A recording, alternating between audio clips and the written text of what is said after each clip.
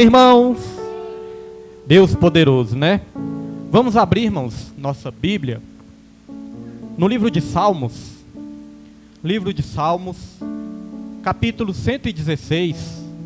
Estamos aqui hoje para celebrar a Santa Ceia do Senhor, fazer memória de tudo que o Senhor fez nas nossas vidas, tudo que Jesus fez e ainda está fazendo nas nossas vidas a cada dia, né?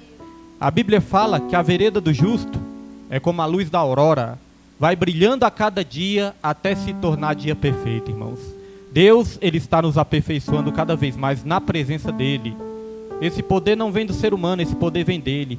É Ele que tem o poder, irmãos, de nos dar uma nova vida. Salmos 116, vamos ler o capítulo 12, versículo 12, perdão.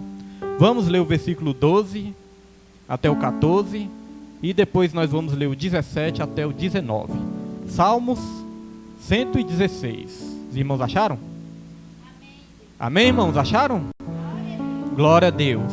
Versículo 12 vai dizer: como posso retribuir ao Senhor toda a sua bondade para comigo? Erguerei o cálice da salvação e invocarei o nome do Senhor. Cumprirei com o Senhor os meus votos na presença de todo o seu povo. Oferecerei a ti um sacrifício de gratidão e invocarei o nome do Senhor. Cumprirei para com o Senhor os meus votos na presença de todo o seu povo, nos pátios da casa do Senhor, no seu interior, ó Jerusalém. Amém, meus irmãos? Os irmãos já podem se sentar nessa noite, glorificando sempre, exaltando o nome do Senhor Jesus. Amém, irmãos? Eu vou ler aqui nessa tradução, coloca aqui de novo, Pedro, do versículo 12. Aqui nessa tradução, que eu sei que a dos irmãos é um pouco diferente também. Bota o versículo 12 aqui, Pedro. E nós vamos ler aqui mais uma vez. Ó. Que darei eu ao Senhor por todos os benefícios que me tem feito? Né? Eu sei que a maioria das traduções está assim. Na minha diz assim, ó, como posso retribuir ao Senhor toda a sua bondade para comigo? Né? Então é a mesma coisa. Aqui o salmista faz uma pergunta: como posso retribuir ao Senhor toda a sua bondade para comigo? Irmãos, como que nós podemos retribuir ao Senhor tanta bondade para conosco? O próprio salmista aqui, ele responde, diz assim, ó: erguerei o cálice da salvação e invocarei o nome do Senhor. Cumprirei para com o Senhor os meus votos na presença de todo o seu povo. Então esses salmos aqui, muitos estudiosos dizem que esses salmos, uns creem que foi Davi, mas muitos estudiosos também creem que foi chegado ali a uma conclusão, que foi o rei Ezequias que escreveu esses salmos. Eu estudando, né, quanto mais eu estudo assim, mais eu tenho uma convicção que foi o rei Ezequias que escreveu esses salmos. Mas independente de quem escreveu, irmãos, a mensagem é maior do que o mensageiro. Irmãos, aquilo que está escrito é maior do que quem escreveu. Nós sabemos que o autor da Bíblia é o Espírito Santo de Deus. Mas ele usou homens santos para escrever, né, inspirados pelo Espírito Santo, a palavra do Senhor. Mas a mensagem sempre vai ser maior do que o mensageiro, e aquilo que está escrito sempre vai ser maior do que quem a escreveu.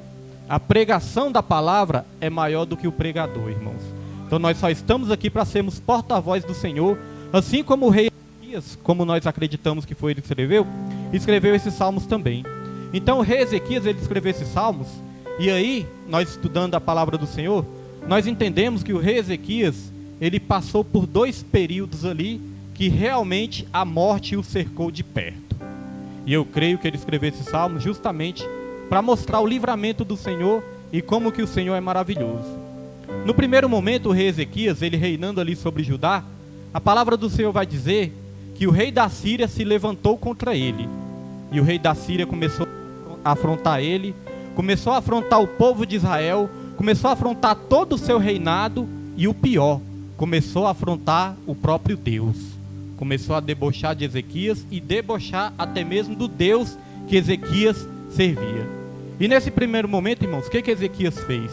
O rei, além de afrontar oralmente, o rei da Síria, além de afrontar oralmente, o rei da Síria também mandou cartas para o rei Ezequias, mandou mensageiro ali com cartas. E essas cartas continuavam ali afrontando Ezequias e o Deus que Ezequias servia. Mas sabe o que Ezequias fez nesse primeiro momento? Ezequias não falou nada. Ezequias não cedeu. Ezequias não partiu ali para o embate, não partiu para o bate-boca, não partiu para a discussão. A Bíblia vai dizer que o rei Ezequias, ele se manteve em silêncio e mandou também que todo o povo ficasse em silêncio, não respondesse a essas afrontas. Porque muitas vezes nas nossas vidas também é assim. Quantas vezes nós não somos afrontados também, irmãos? E às vezes nós queremos responder, às vezes nós queremos nos justificar, às vezes nós queremos bater boca, e aí nós gastamos energia com muitas coisas, irmãos, que não tem nem necessidade. Foi isso que o rei Ezequias fez. Ele não gastou ali as suas energias batendo boca com o inimigo. Ele fez aquilo que a Bíblia nos ensina a fazer, irmãos. Ele foi para o seu secreto. Ali vai dizer que ele pegou ali aquelas cartas e levou diante do altar do Senhor. Ou seja, ele pegou ali aquelas causas, ele pegou ali aquelas afrontas e ele falou: está aqui, Senhor. Olha só, Senhor, o que o inimigo está fazendo. O inimigo não está me afrontando, o inimigo não está afrontando o povo, o inimigo está te afrontando, Senhor. Ali ele entregou nas mãos do Senhor, na presença do Senhor, e ali vai dizer que Deus deu a vitória para o rei Ezequias. Deus enviou o anjo, e esse anjo ele matou sozinho mais de 180 mil soldados inimigos, irmãos. Deus pelejou pela causa de Ezequias, porque a Bíblia fala lá em Êxodo 14:14, nessa peleja não tereis que pelejar. Êxodo 14:14 diz ali: eu pelejarei por vós e vós calareis. Foi isso que o rei Ezequias fez. Esse foi o primeiro momento que a morte ali chegou perto de Ezequias. No segundo momento que a morte chegou perto do rei Ezequias, foi quando ali Deus mandou o profeta Isaías para falar: ó, conserte a sua casa, porque certamente você morrerás e não viverás. E ali a Bíblia vai dizer que no mesmo momento o rei Ezequias virou o seu rosto ali para a parede, o rei Ezequias se aquebrantou, o rei Ezequias ali começou a se aquebrantar na presença do Senhor, ele chorou e ele suplicou a Deus. Vai dizer que sabe o que ele fez também? Ele falou: Senhor, eu tenho andado na sua presença, como foi dito aqui, né? Andar na presença do Senhor e ser íntegro, ser perfeito. O rei Ezequias, ele falou isso para Deus, falou: Senhor, eu tenho andado na sua presença, eu tenho feito a sua vontade. Irmãos, eu entendo que o rei Ezequias, ele não estava ali cobrando de Deus, né? Senhor, estou fazendo a sua obra, o Senhor vai ter que me livrar, o Senhor vai ter que me salvar. Não, eu entendo que ali foi uma súplica, eu entendo que foi um clamor, eu entendo que foi um pedido de misericórdia. Ele disse: Senhor, eu sou teu servo, Senhor, me ajude nesse momento, tenha misericórdia de mim. Porque é isso que nós temos que fazer também, assumir uma posição humilde diante de Deus quando nós estamos enfrentando as nossas lutas. Humildade e submissão é o segredo da bênção, é o segredo da vitória, é o segredo do livramento. E ali a palavra de Deus vai dizer que Deus, ele acrescentou 15 anos ali na vida do rei Ezequias. Então o rei Ezequias, ele passou por esses momentos onde a morte ali o cercou de perto. Quem nunca passou, irmãos, algum perigo? Talvez não foi perigo ali de morrer fisicamente, mas alguma angústia, alguma aflição, algum problema assim tão sério que você ali achou até mesmo que ia desfalecer.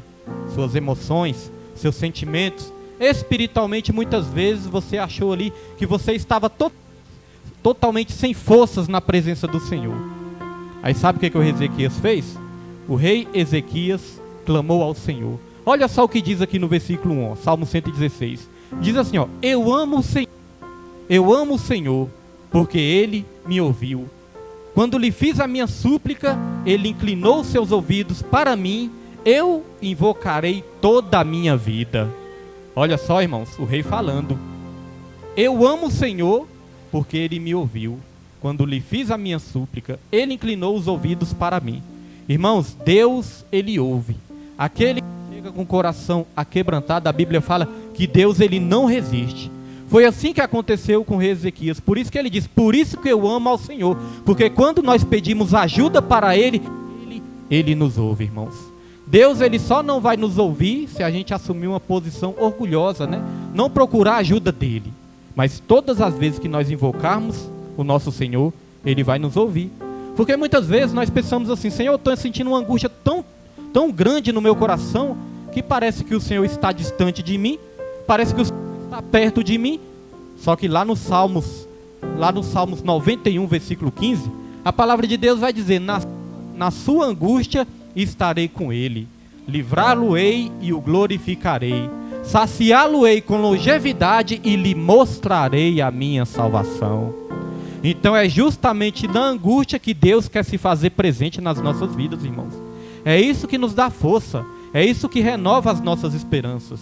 Eu, na minha vida, antes de eu entregar minha vida para Jesus, eu passei por um momento assim que eu vi que o inimigo estava querendo mesmo ceifar minha vida, querendo mesmo me matar fisicamente, não só emocionalmente, não só espiritualmente, não só sentimentalmente, mas o inimigo, ele queria mesmo tirar a minha vida, irmãos. Eu contemplei isso de perto. E mesmo sem ser crente, mesmo sem ser evangélico, eu clamei ao Senhor. Eu me ajoelhei diante de Deus e falei: Senhor, eu não posso mais viver essa vida, Senhor. Se eu viver essa vida, eu sei que eu vou morrer. Senhor, tenha misericórdia de mim. Foi quando Deus, irmãos, tirou o primeiro vício que estava me atrapalhando e ir para a presença dele. Porque o primeiro vício, né, os dois primeiros vícios que estavam me atrapalhando de ir para a presença do Senhor, era justamente a bebida e as drogas. A primeira coisa que Deus fez foi tirar essa vontade de mim. Porque praticamente todos os dias eu tinha vontade de me dopar. Eu não era uma pessoa feliz. Se eu fosse uma pessoa feliz, irmãos, eu não ia estar mexendo com essas coisas não. Porque quem é feliz, quem é cheio de Deus, não precisa desses artifícios para dar glória todo dia e para se alegrar na presença do Senhor. Mas eu não era uma pessoa feliz. Tinha um emprego, funcionário público, tinha uma família, minha esposa, meus filhos, já tinha minha esposa, meus filhos, tinha dinheiro, tinha carro, tinha tudo, né, que eu pudesse, que eu me esforçasse ali, eu poderia ter, mas não tinha alegria, não tinha paz. Estava sentindo uma angústia muito grande, e quando eu pedi ajuda para o Senhor me tirou essa vontade. Certo dia, eu quis até, né, voltar a beber, porque já estava querendo ali parar, mas certo dia eu quis até voltar, eu nem quis na verdade. Mas o meu irmão, que todos conhecem agora, está na presença também do Senhor, o pastor Fernando, certo dia o pastor Fernando, ele ainda não era evangélico, aí ele me chamou para beber. E eu não queria ir, mas aí eu fui, né, empolgado ali, ele me chamando, no incentivo dele, eu acabei indo, mesmo sem ter vontade, mas eu fui. Irmãos, quando eu cheguei lá na casa dele, eu comecei a beber, parecia que quanto mais eu enchia meu copo, mais eu esvaziava minha alma. Quanto mais eu enchia meu copo, mais eu me sentia vazio. E ali eu fui bebendo, comecei a beber ali com ele, e ele percebeu que eu não estava legal. Ele falou: o que é que foi, William? Eu falei: ó, quer saber de uma coisa? Eu não estou mais feliz fazendo essas coisas não. Não estou com vontade mais de beber. Ele: o que que foi, rapaz, o que está acontecendo? Eu falei: não estou com vontade demais de mexer com essas coisas, e eu vou embora. Resolvi ir embora, irmãos. E aí eu fui diretamente, ali eu já estava meio alterado, né, porque eu já tinha bebido, mas eu fui diretamente para a casa da minha avó. Porque minha avó foi uma pessoa que nunca desistiu de orar por mim. Nunca desista de orar por um familiar seu, viu, irmãos? Minha avó nunca desistiu. Quando eu cheguei lá na casa da minha avó, aí eu falei para minha avó, falei chorando, falei: vó, eu bebi de novo. Aí minha avó falou assim: ó, não esquenta não, meu filho. O mesmo Deus que libertou o meu filho vai libertar você também. Irmãos, desse dia pra cá já tem mais de 8 anos. Tem mais de 8 anos que eu nunca mais trisquei em álcool, trisquei em droga, trisquei em nada dessas coisas, porque isso estava impedindo a minha comunhão com o Espírito Santo. Não estou dizendo que é só isso que impede não, viu, irmãos? Isso é apenas vício. Mas muitas vezes nós podemos estar até na presença do Senhor. Mas tem outras coisas que impedem também a gente sentir a presença, a gente se aquebrantar, a gente se render ao poder do Espírito Santo. Isso só foi algo que estava atrapalhando, mas Deus tirou. Então, meus irmãos, Deus, Ele tira aquilo que nos atrapalha quando nós invocamos o nome dEle. Olha só o que diz aqui no versículo 3. As cordas da morte me envolveram. As angústias do Sheol, ou do inferno, né, como diz algumas traduções. As cordas da morte me envolveram. As angústias do inferno vieram sobre mim.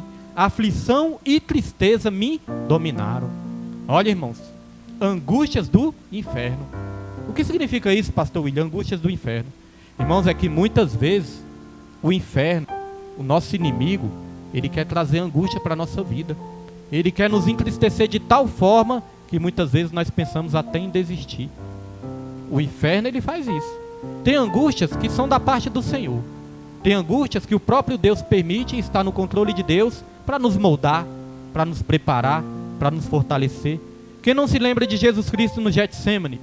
Lá no Getsemane, Jesus Cristo estava ali prestes a ser entregue aos soldados, prestes ali a ser preso, prestes a ser morto. Mas Jesus Cristo, ele falou assim, ó: eu estou sentindo uma angústia tão grande, que essa angústia é capaz de me matar. O próprio Jesus Cristo falou isso. Porque Jesus Cristo, mesmo sendo Deus, ele veio como forma de homem também. Então a angústia dele era tão grande, irmãos, tão grande, que ele estava ali quase ficando sem força. Ele encontrou suas forças orando. Então o próprio Senhor Jesus Cristo sentiu essa angústia muito grande. Angústia com gosto de morte.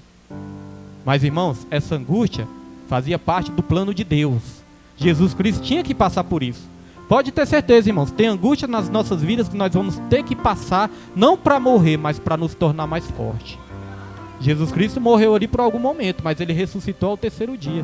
Muitas vezes nós pensamos que nós vamos desfalecer, irmãos, mas logo depois Deus nos dá força para nós nos levantarmos, nos colocarmos de pé também na presença dele. Então, angústias do inferno é quando o inimigo usa situações ou até mesmo pessoas para te entristecer. Mas sabe de uma coisa que nós vamos aprendendo com o tempo, irmãos? Que nós não temos que focar nisso. Nós não temos que focar naqueles que nos querem mal. Nós não temos que focar naqueles que não desejam o seu bem, que não desejam a sua paz, que não desejam a sua alegria, que não desejam a sua felicidade. Nós não temos que focar nisso, é só colocar nas mãos do Senhor, irmãos, que é Ele que cuida de tudo. A Bíblia manda a gente orar, né? Orar até mesmo pelos que nos perseguem.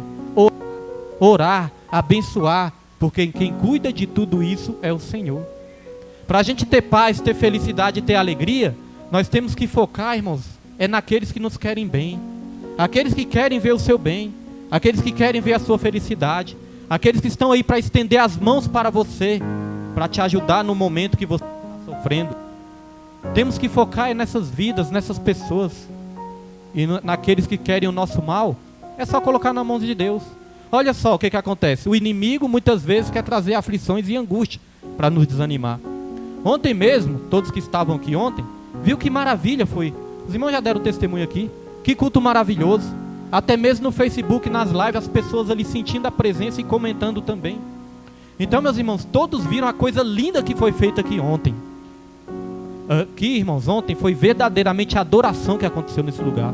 Eu estava prestando atenção nos louvores. Louvores exaltando não o homem, mas louvores exaltando o Rei dos Reis, o Senhor dos Senhores. Então nós sentimos a presença de Deus porque nós invocamos a presença dele. E aí o nosso amigo, né, o meu irmão Wellington, ele estava cantando aquela música, né? Espírito vem, Espírito Santo. Clamando do Espírito Santo, né? Chamando a presença do Espírito Santo e clamando pela presença do Espírito Santo. E ali foi uma hora que a igreja, né, se aquebrantou também. Foi algo muito lindo também, todos os músicos tocando. Então foi algo muito lindo. Aí hoje o que eu fiz? Eu peguei ali um trecho do vídeo, né, que foi gravado aqui no celular. A live, né, infelizmente não ficou assim com tanta qualidade. Então peguei alguns trechos de um vídeo que foi gravado no celular. E ali eu coloquei no Facebook. Coloquei ali no Facebook. E ali quando eu coloquei no Facebook, eu não prestei atenção nos comentários. Mas o irmão Wellington depois, né, me avisou, me ligou e me avisou. Falou, Pastor William, você viu o comentário que colocaram lá? Eu falei, não, irmão Wellington, eu não vi não. Rapaz, teve um sujeito lá que colocou um comentário falando mal da adoração, falando mal da música, falando mal do louvor, falando mal da letra do louvor ali. Falando mal, irmãos, criticando, querendo entristecer, né? E ali eu não tinha visto, depois que eu fui ler ali, eu fui ler o comentário dele, irmãos, não tinha nada a ver uma coisa com a outra. O que ele estava falando ali não tinha nada a ver, não era nem bíblico. O que ele falou foi só um ataque do inferno mesmo, para tentar entristecer. Aí o que eu fiz? A única coisa que eu fiz foi excluir o comentário e bloquear aquele sujeito, irmãos.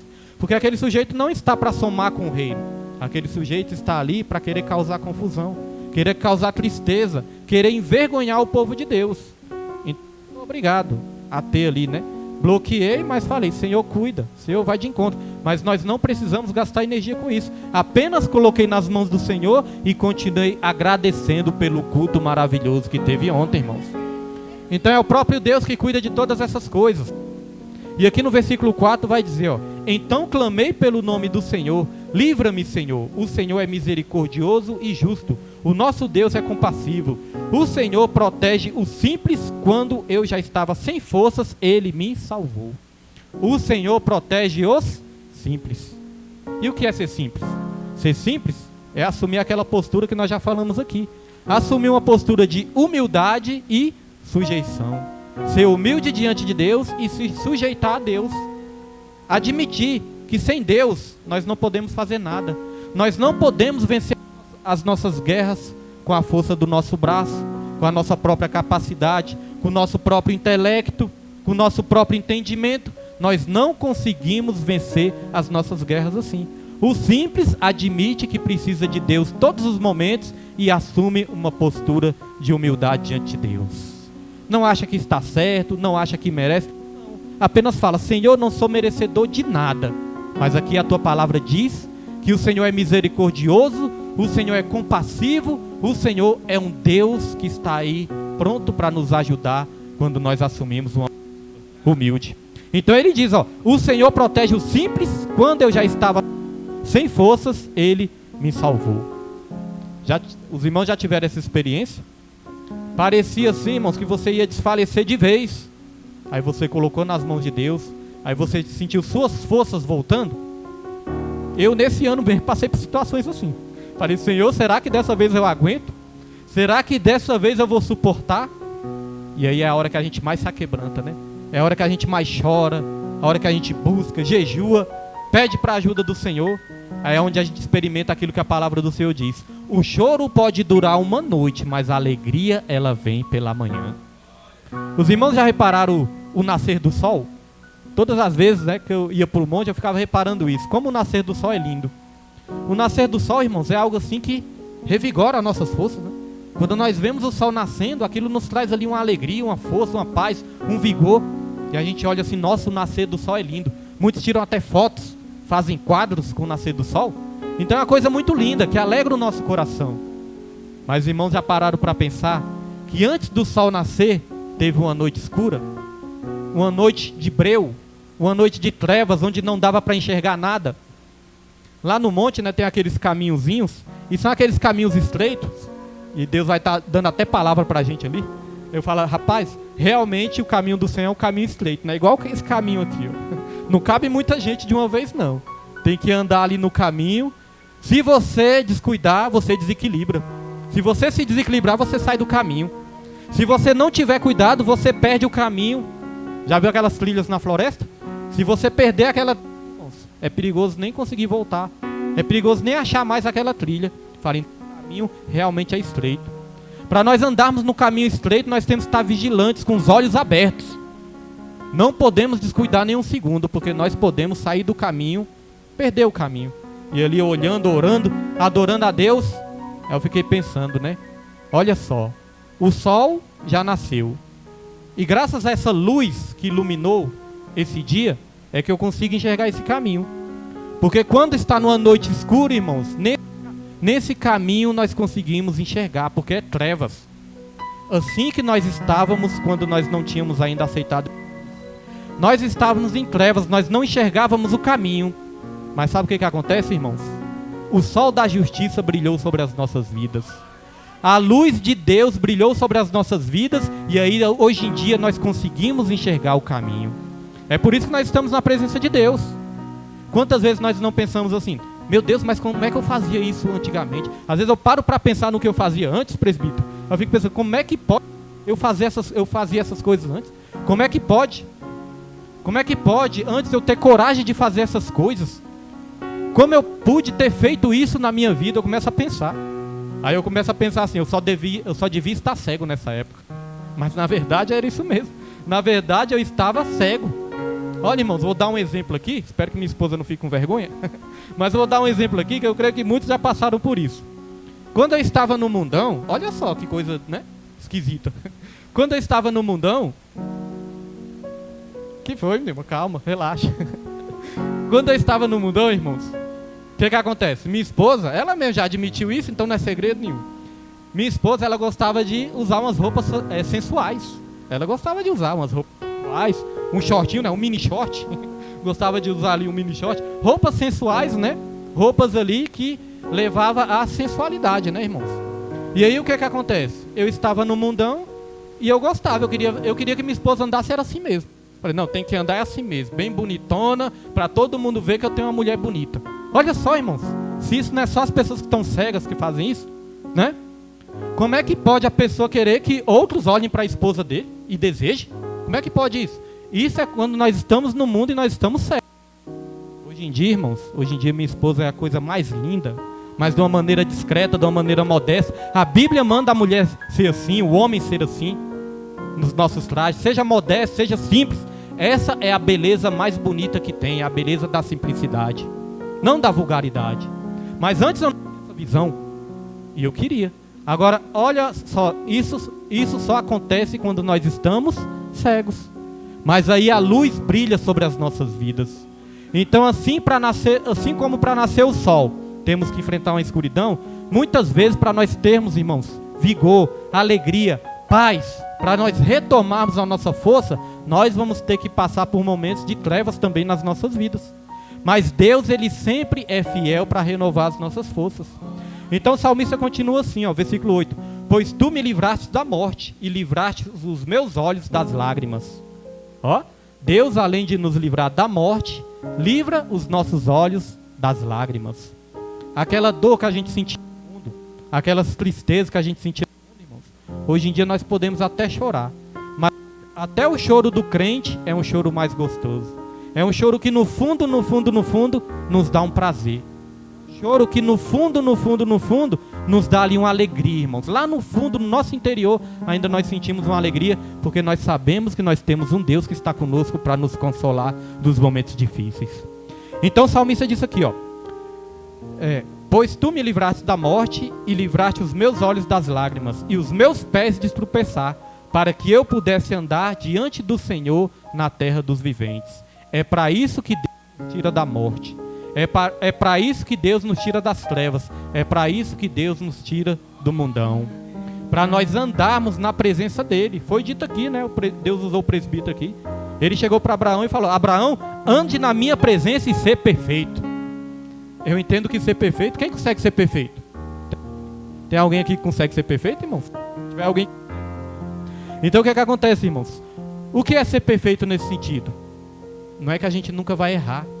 Ser perfeito é que Deus, Ele está olhando para as intenções dos nossos corações. É aquilo que nós queremos ser em Deus. É se nós queremos realmente andar na presença dEle. Ser perfeito, irmãos, é realmente querer fazer a vontade de Deus acima de todas as coisas. Mesmo quando nós não conseguimos, é a intenção dos nossos corações. Deus, Ele nos mede não pelos nossos atos. Deus, Ele nos mede pelas intenções que tem dentro do nosso coração. Então por que eu prego? Quando eu estou pregando aqui, Deus, Ele não está olhando para a qualidade da minha pregação. Deus, Ele está olhando para a intenção do meu coração. Não adianta eu pregar bonito. Não adianta eu pregar com eloquência.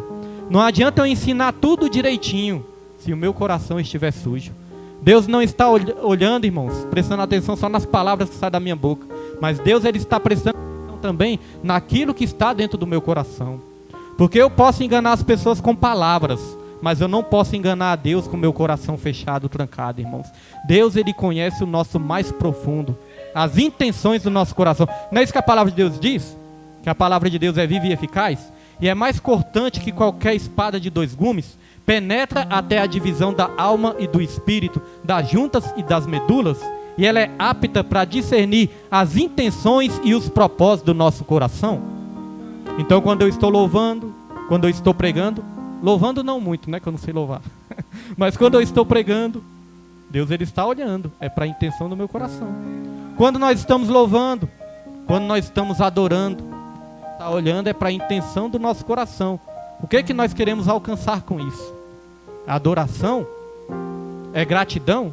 Porque, irmãos, nós não podemos fazer nada para merecer do Senhor. Nós não temos que fazer para merecer, porque a Bíblia fala que Deus nos amou quando nós éramos ainda pecadores, ou seja, nós não merecíamos nada.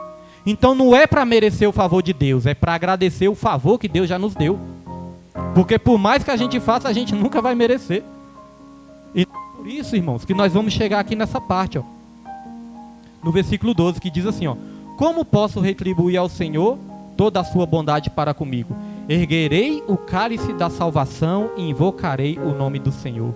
Cumprirei para com o Senhor os meus votos na presença de todo o seu povo.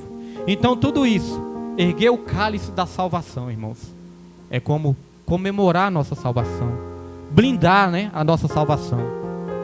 Quando as pessoas vão ali comemorar algo, as pessoas não fazem um brinde a tal coisa, um brinde a tal coisa. Aqui nós vamos brindar pela salvação que Deus nos deu de graça essa salvação gratuita e imerecida. Mas o bom do povo de Deus é que nós não brindamos com bebida alcoólica, né? Nós brindamos com o suco de uva que representa o sangue de Cristo que foi vertido naquela cruz. Semana passada, sexta-feira passada, eu tinha doado sangue. Eu fiz uma doação de sangue, irmão. E como eu fiquei fraco, né? A gente fica fraco assim, fica sonolento, fica meio tonto. Aí eu fiquei pensando, rapaz, olha só. Eu doei, são só meio litro de sangue que a gente doa. Meio litro de sangue. Eu fico olhando ali, né, no computadorzinho. É meio litro de sangue. Irmãos, mas falta nos matar. A gente fica fraco, tem que comer, tem que beber bastante água. A agulha, misericórdia. A agulha era quase mais grossa que meu braço. Quando eu olhei assim. Não é para botar medo dos irmãos não, irmãos. Porque doar sangue é uma coisa muito boa. Amém? Mas o que acontece, irmãos? Doei meio litro ali de sangue e fiquei fraco.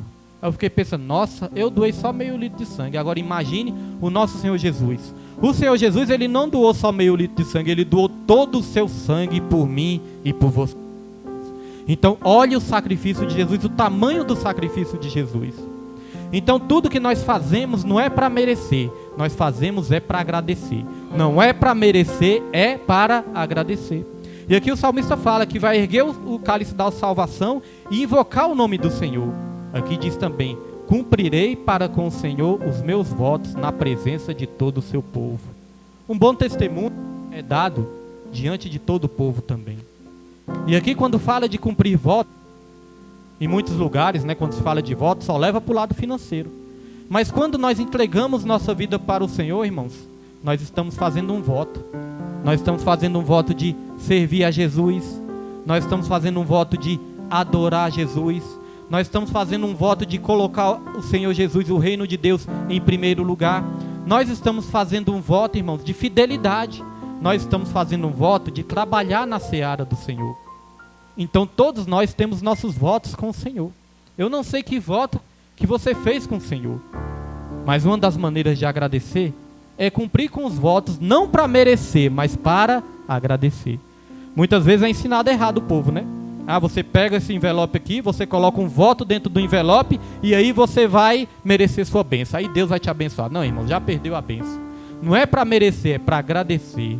Não é para merecer aquilo que vai vir, mas agradecer aquilo que já veio. A Bíblia fala que Deus, ele já nos concedeu todas as bênçãos espirituais nas regiões celestiais. Então ele já deu, irmãos, ele já nos concedeu. Não está dizendo ele vai conceder, não, ele já nos concedeu. Isso é por fé. Pastor William, como que eu tomo posse disso? Por fé. É só você crer.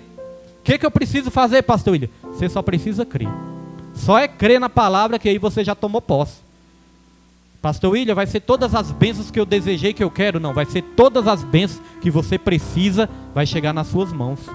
Então no versículo 17 vai dizer assim, irmãos: oferecerei a ti um sacrifício de gratidão e invocarei o nome do Senhor. Olha, irmãos, sacrifício de gratidão. E sacrifício de gratidão não é só a gente agradecer com a boca, né? Sacrifício de gratidão, irmãos, vai ser muitas vezes nem vamos querer fazer algo, mas aí nós vamos fazer por gratidão ao Senhor. Tem dias, irmãos, vamos dizer a verdade, tem dia que eu levanto da cama assim, tão indisposto, que eu não tenho vontade nem de colocar meu joelho no chão para orar. Às vezes eu falo: Senhor, estou tão cansado que eu vou orar aqui deitado. Mas aí eu começo a ficar ali deitado, falo: mas quer saber de uma coisa? Dou um pulo da cama, me coloco de joelho: ô Senhor, tenha misericórdia de mim, renove as minhas forças, Senhor, obrigado por esse dia de hoje. O que é isso? Um sacrifício de gratidão. Porque foi fácil? Não é fácil, irmãos. Quando a gente faz um propósito de madrugada, é fácil? Não é fácil. Quando a gente faz um propósito no monte, é fácil? Não é fácil. Quando a gente faz um propósito de oração no nosso quarto, é fácil? Não é fácil, irmãos. Quando a gente levanta cedo para vir para uma consagração, é fácil? Não é fácil não, irmãos. Tem dia que nós estamos cansados. Mas o que é isso? É um sacrifício de gratidão. Você fala: eu vou fazer porque aquele que me salvou, ele me ama, e ele está comigo, e eu vou lá para agradecer a ele. Isso é um sacrifício de gratidão. E a Bíblia fala, como já foi dito aqui nessa noite também, que Deus, ele recompensa todos aqueles que buscam ele. Sem fé é impossível agradar a Deus. Porque aqueles que se aproximam de Deus, é necessário crer que ele exista e que ele recompensa aqueles que o buscam. Quantas vezes a gente sai de casa tão desanimado, quando chega no culto a gente sente aquela presença maravilhosa. A gente se sente renovado, e quando a gente sai dessas portas para casa, a gente fala: graças a Deus que eu fui para a igreja. Se eu não fosse, eu ia estar aqui desanimado, triste, mas graças a Deus que eu fiz um sacrifício de gratidão e eu fui. Porque nem todas as vezes nós temos vontade de vir para o culto não, irmãos, nós temos que ser sinceros. Estava tendo testemunho para os irmãos aqui esses dias, né? Arrumando o quarto lá, foi tanto trabalho, já tinha chegado cansado do trabalho. Aí arrumando o quarto, arrumamos ali, ficou tudo tão perfeito, tudo tão bom, que eu falei assim, rapaz, estou com vontade de ficar aqui, ó. Se fosse por mim eu ficava aqui, ficava até. Mas irmãos, eu falei, não, mas hoje eu tenho que fazer um sacrifício de gratidão ao meu Deus. Porque Ele não vai exigir esse sacrifício, irmãos, todos os dias, todas as horas. Deus, Ele sabe que tem hora que a gente está cansado, precisa descansar. Tem horas que nós estamos sem forças. O que Deus fez quando Elias estava ali? Sem forças, preocupado, recebeu a carta ali que Jezabel ia matar ele. Ele foi para o deserto e ali Elias, irmãos, ele saiu ali desesperado. O que Deus fez? Deus fez ele cair no sono. E quando ele caiu no sono, depois que ele acordou, Deus deu pão para ele comer. Deus sabe que tem momentos que nós precisamos nos recuperar, recobrar as nossas forças. Por isso que nós temos até que entender, quando uma vida está assim, pastor, estou sem força, mas eu estou buscando força, estou no meu particular com Deus. Só a pessoa e Deus sabe a medida de força que cada um tem. Então, irmão, sacrifício de gratidão. E aqui fala, oferecerei a ti um sacrifício de gratidão e invocarei o nome do Senhor. Cumprirei para com o Senhor os meus votos na presença de todo o seu povo, nos pátios da casa do Senhor, no seu interior, ó Jerusalém, aleluia. Então aqui fala de invocar o nome do Senhor, tomar o cálice da salvação, irmãos, e servir de testemunho para esse nosso Deus, que está sempre disposto a nos salvar, a nos livrar da morte, irmãos, a nos ajudar todos os momentos que nós precisamos. Aqui fala que além de da morte, Deus ele também enxuga todas as lágrimas, todas as nossas lágrimas. Então é isso que nós vamos fazer nessa noite. Nessa noite nós vamos erguer o cálice da salvação por gratidão por tudo que Jesus Cristo tem feito ao nosso respeito. Amém, meus irmãos? A mensagem é essa nessa noite, irmãos. Vamos aplaudir a palavra do Senhor bem forte. Esse é o sacrifício de gratidão que nós estamos fazendo para o nosso Senhor nessa noite. E nós já vamos aqui estar celebrando a Santa Ceia.